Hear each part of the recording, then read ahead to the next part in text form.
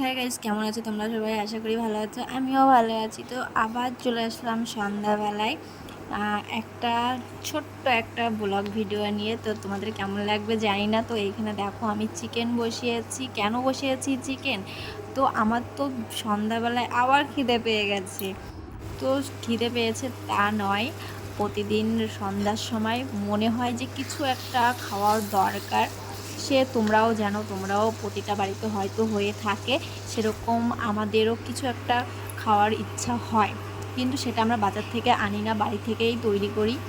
আমি better feel করি যে সেটা বাড়িতে বানানো জিনিসটাই খাওয়া ভালো। তো আমি বাড়িতে যতটা সম্ভব বাড়িতে বানিয়ে খাই।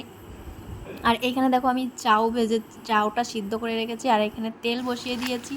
আর আগে তো তোমরা দেখলে আমি চিকেনটা বানিয়ে রেখেছি, সেই চিকেনটা দিয়ে আমি বানাচ্ছি চাউ। চিকেন চাউ বানাবো আজকে। আর দিদিমারটা আমি বানিয়ে ফেলেছি আগের থেকেই, তো আমি সেটা দেখাইনি। আর এখন আমি বানাচ্ছি আমাদেরটা চিকেন দিয়ে।